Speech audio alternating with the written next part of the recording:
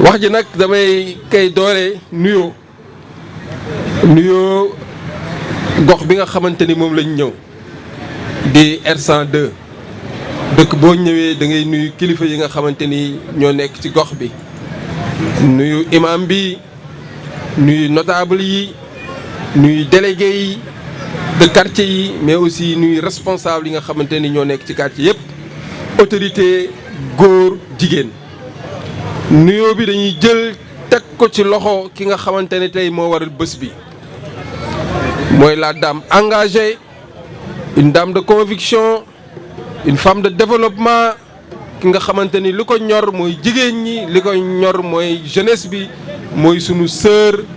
di sunu xarit di sunu wólëre di sunu collaboratrice soxna Adji Lo soxna Adji ñu ngi kontaan ci yow vraiment lii nii wane na ni la nga waxoon keroog def nga ko nee nga ma set si nga ma wante dama bëgg set si bi nekk loo xamante ni dañ koy matérialiser ndax dama am samay nit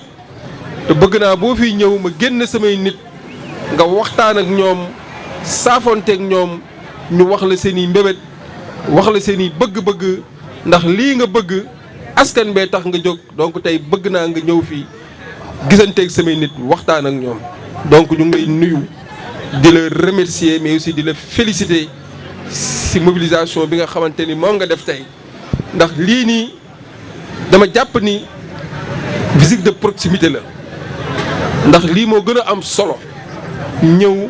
ñu def échange waxtaan ndax dama jàpp ni li gën a am solo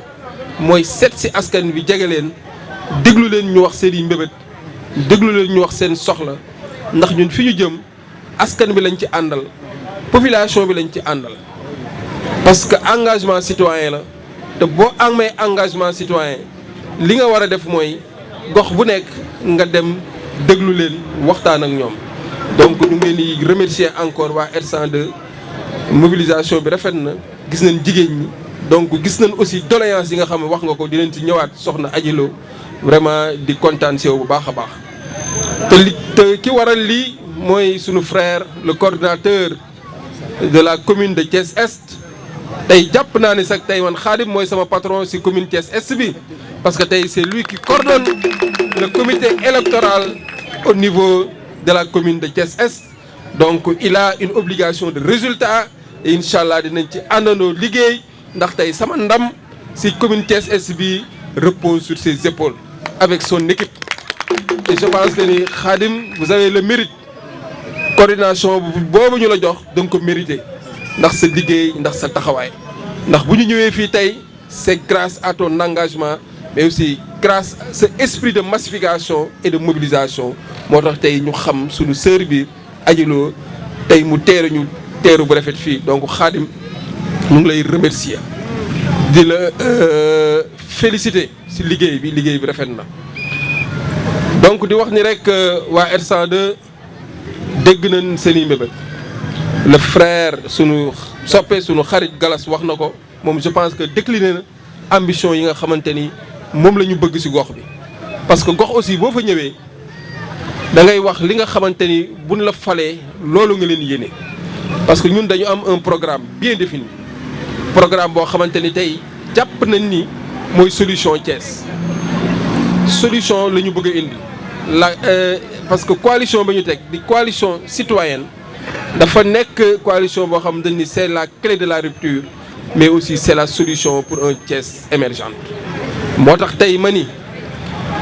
ki nga xamante ni moo fi nekkoon di le maire sortant en passant ñu ngi koy remercier di ko féliciter ci liggéey bi nga xamante ni teg na ko ba pare parce que nit soo gërëmul nit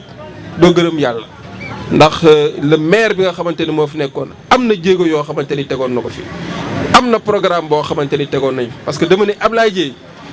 du xas kenn du xaxar kenn parce que nit ki aussi loo ko bañ nangal ko gudd noppam mais am na ay jalons yoo xamante ni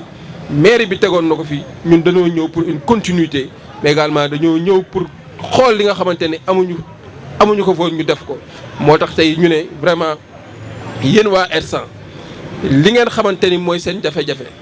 mooy problème assainissement Galas wax na ko problème éclairage Galas wax na ko problème sécurité wax na ko et je pense que ni loolu lépp bokk na ci programme bi nga xamante ni moom la ñu war a dérouler bés bu askan bi amee ci ñun confiance surtout nag problème sécurité je pense que ne Ahmed monsieur le directeur politique loolu nañ ko gën a yokk ci sunu programme et je pense que ni tey war nañu faire revenir la police municipale au niveau des quartiers teg ay nit ñoo xamante ni ñooy taxawal la sécurité ci quartier yi ndax gis nañ ni vraiment insécurité am na ci quartier yi te loolu aussi li ko waral mooy le problème de l'éclairage public donc tey loolu bokk na suñu programme électrifier quartier yi les rues ba quartier boo dem mu mën a leer nañ ndaxte mu mën a wàññi le problème de la violence ak agression yi nga xamante ni mooy am ci quartier yi et dans ce cas dinañ taxawal jéem a xool nu ñuy wax ak autorité centrale yi ba ñu indiwaat la police municipale parce que loolu police de proximité la pour que vraiment quartier yi mën a am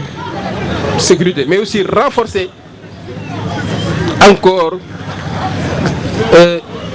les quartiers par des polices de proximité et je pense que ni loolu bés bu ñu amee ndam bokkul ci suñuy compétence mais aussi comme li ñu naan mairie c'est un démembrement de l'État war nañu am possibilité wax ak État central pour que gox-goxaan ni ñu yokku les polices de proximité et je pense que ni côté yi ku ko xam ne amul police et je pense que ni loolu dina gën a renforcer la sécurité des quartiers mais également di wax le problème bi nga xamante ni suñu sœur wax na ko mooy l'accompagnement des femmes et je pense que ni ku xam le président Ablaye Dièye xam ko ni dafa privilégier le soutien et l'appui des femmes pour leur autonomisation mais aussi jàppale leen ba ñu mën a seen activité génératrice de revenus yi ñu mën ci am dara et je pense que ni loolu lu am solo la parce que dëkk moom soo bëggee mu dox jàppaleel jigéen ñi parce que lu jigéen àndul du dox man loolu laa jàpp parce que politique jigéen moo koy def mais à chaque fois dañ leen di utiliser su meeting amee ñu woo leen dugal leen ci ay car su vote amee ñoom ñooy dem voté ji mais bu ñu paree ñu fàtte leen relégué leen au second plan mais tey ku gis coalition bi ñu teg xam ni jiital nañ préoccupation des femmes jiital nañ soxla jigéen ñi mais également jiital nañ jigéen ñi si tête de liste yi moo tax fii si zone est tête de liste proportionnelle bi jigéen lañ fa jiital fële ci zone ouest aussi tête de liste proportionnelle bi jigéen lañ fa jiital moo tax ngeen war a xam ni yéen jigéen ñi dox nañ leen seen place dox nañ leen seen gëdd te lii suñu sœur Adja Lo wax je pense que ni problème buy saafara la dina leen teg loxo dina leen accompagner capacité leen mais également jàppale leen ci ay financement pour que ngeen mën a autonome je pense que ni loolu Xaadim wax na ko ñun duñu wax lu dul def lu ñuy diggee day fekk ñu mën ko ba pare et je pense que ni jigéen ñi ay jàmbaar lañ ñu ngi boole seen juróom seen ñaar dërëm di ko dajale di dimbali ci seen biir donc je pense que ni ñooñu ñu ngi formé wu ba pare organisé wu ba pare jàppale leen lu yomb la et je pense que ni loolu tey ñun rassuré nañu parce que jigéen ñaa ngi ñi ñu booloon na nekk benn nekk derrière notre sœur Adja Lo et je pense que ni foofu jàppale bi day gën a yomb te incha allah dinañ ci taxaw jàppale leen ba ngeen mën a demal seen bopp mais di wax ne rek loolu aussi li koy gën a am dooleel mooy vision bi ñu am programme bi ñu am parce que am nañ benn programme boo xamante ni programme de financement durable mooy tey financement yoo xamante ni dañuy teg lu naan banque municipale xam nga des fois bu ñu waxee banque sax dafay diis mais genre mutuelle moom lay doon boo xamante ni tey jigéen ñi dañuy am accès à des financements rapides boo xamante ni du am intérêt du am caution du am benn charge boo xamante ni moom la ñuy teg je pense que ni tey loolu la coalition And Siggil Thiès bés bu ñu gagné maire yi on va mettre en place benn banque municipale boo xamante ni day alléger vraiment les souffrances des femmes bu ko defee femmes yi dinañ leen mën a accompagner seen activités yi nga xamante ni moom la ñu am parce que jigéen ñi ay petites et moyennes entreprises lañ moom la ñu yor parce que koo xamante ni am na benn table am di si góorgóorlu au moins dina am kenn ñaari nit yoo xamante ni dina ko fa teg donc ñooñu ñu ngi créer emploi ñu ngi fay aussi ay taxes municipales donc je pense que ni ñooñu boo leen doolelee mairie bi dina si am ay ressources mais également dina créer ay emploi donc ñoom ay recherche la ñuy créer également ay emploi la ñuy créer donc jigéen ñi jàpp xam leen ni maire bi ngeen nar a fal moo war a nekk le maire des femmes et le maire pour les femmes. di wax ni rek sunu programme aussi jëm na ci ndaw ñi parce que la jeunesse c'est l'avenir du futur ñoom ñooy tax dëkk mën a jëm kanam parce que à chaque fois dañ lay laaj ban jeunesse nga am ñu wax la ban dëkk nga war a ami ëllëg une jeunesse consciente une jeunesse engagée mais également une jeunesse de conviction et je pense que ni Thiès ku ko xam ne ay ndaw yu am fulla fi nekk ay ndaw yu gëm seen bopp ay ndaw yoo xam ne li leen ñor mooy développement loolu moo tax ci suñu programme ñu jiital ci l'industrialisation de Thiès. nga créer zone boo xamante ne day nekk zone industrielle donc nga mën a wuti ay partenaires yoo xamante ne mën a installer ay usines installer ay entreprises yoo xamante ni ndaw ñi foofu la ñuy mën a liggéey et je pense que ni am nañ carnet d'adresse boo xamante ni am nañu partenariat yoo xamante ni tey ëllëg avec nos projets yi nga xamante ne am nañ ko des projets communs man ak mon frère Khadim Samb ak toute la coalition li ñu boole suñu programme dinañ mën a am ay partenaires yoo xamante ni nañ fi mën a fixé wu créer ay emplois mais également créer ay recherches. donc je pense que ni loolu mën na dalal xelu jeunesse bi mais également mën na tax dëkk bi maire yi am ay ressources parce que maire yi aussi dafa war a am ay ressources extérieures. sur le plan de la coopération décentralisée mooy wuti ay partenaires yoo xam ne ñooy ñëw accompagner la ci loolu donc ñu ngi leen di remercier di leen sant bu baax di wax ni kat élection yi ñu jëm du élection politique sunu frère Khadim wax na ko sànq du élection président Macky Sall du élection président Idrissa Seck élection gox-goxaat la gën a jege gën a yey Khadim yéen waa R102 ne ngeen Khadim seen doom la moom tey mu bokk ci liste bi nga xamante ni moom la ñu teg pour gagner élection yi et jàpp naa ni li nga xamante ni moom lañ koy defal ngeen naan ko Khadim Samb l'homme social bés bu ngeen ko falee bu doon def benn dinañ ko def fukk moo tax tey ngeen war a conscient ne tey li ñu war a def mooy la fi newoon démb ñu changer ko mooy la fi newoon démb ñu yokk ko nañuy gën a taxaw xam ni ñi nga xamante ni tey ay nouveaux inscrits lañ les primo-votants mooy la jeunesse damay faral di ko wax à tout moment jeunesse bi soyez consciente xam leen ni l'avenir de ce pays repose sur vos épaules l'avenir de notre localité repose sur vos épaules et je pense que ni tey yéen les primo-votants il ne faut pas vous laisser manipuler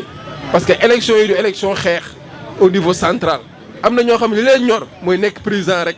di taal dëkk bi di wax ni ndaw ñi nañu rebelle wu donc bu kenn nekk rebelle xam leen ni li leen ñor mooy defar seen gox li leen ñor mooy le développement local parce que le développement d'un pays day commencer ci localement ci base bi donc yéen jeunesse yi ñi nga xamante ni ay primo-votants lañ carte d'identité yi commencé nañ koo joxe commencé na depuis démb le 9 je pense que ni ku ci amoon récépissé demal ci centre case bi nga xamante ni moo leen jege fii ngeen jëli seen carte téye ko bu ngeen jëlee seen carte na ngeen xam ni jour élection yi mooy ki ngeen war a tànn ngeen xool ko bu baax ki ngeen yi war a tànn mais ki ngeen war a tànn dama jàpp ni mooy la coalition citoyenne bi nga xamante ni mooy coalition yi fi am yëpp moom moo ci am turu Thiès coalition yi fi nekk yëpp sont des coalitions nationales nga xamante ni am nañ Dakar am nañ Saint-Louis am nañ Ziguinchor am nañ partout dans le pays mais coalition bi ñu teg suñu caution ba ñu ko fayee dañ ni ñun Thiès rek moo ñu ñor c'est parce que dañu gëm ni dëkk bi ñun ñoo ko mën a defar du waa Dakar ñoo koy defar du waa Saint-Louis ñoo koy defar du waa Ziguinchor ñoo koy defar donc moo tax suñu coalition bi ñu ne c'est la coalition ànd siggil Thiès Thiès waaye la ñu bëgg a siggil Thiès la ñu bëgg a yëkkati Thiès la ñu bëgg a transformer mais également Thiès la ñu bëgg Thiès lañu bëgg a construire di wax ni rek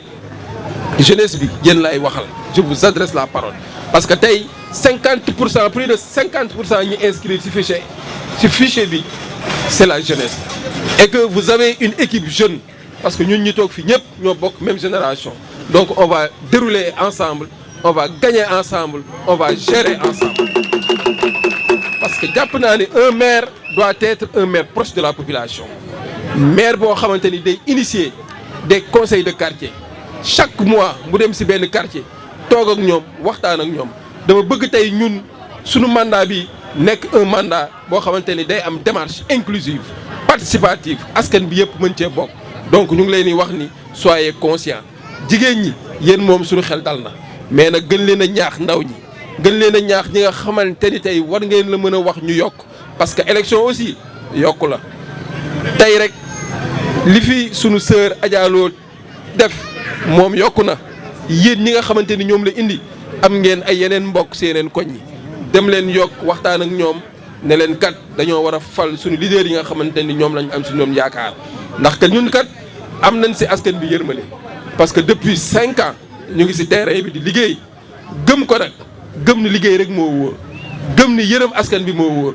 gëm ni taxawu askan bi moo wóor parce que ku bëgg ni da nga bëgg a liggéey dëkk bi da nga war a yërëm askan bi ba pare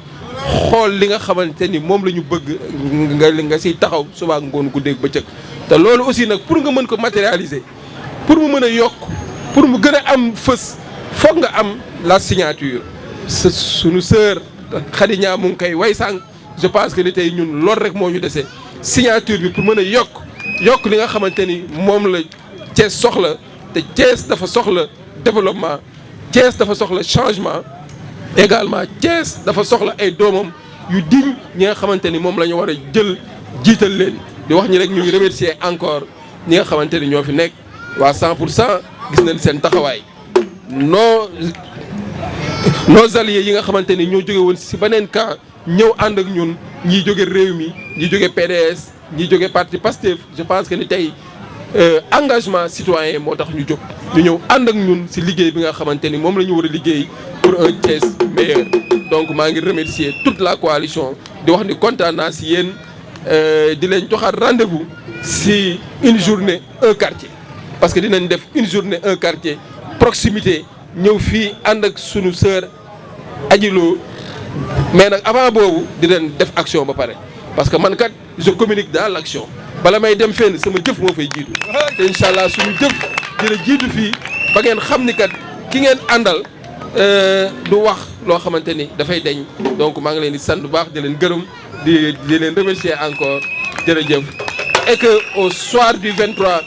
janvier ñu ñëw fii fêter suñu victoire au niveau de la commune de Thiès Est mais également au niveau de la ville merci beaucoup jërëjëf.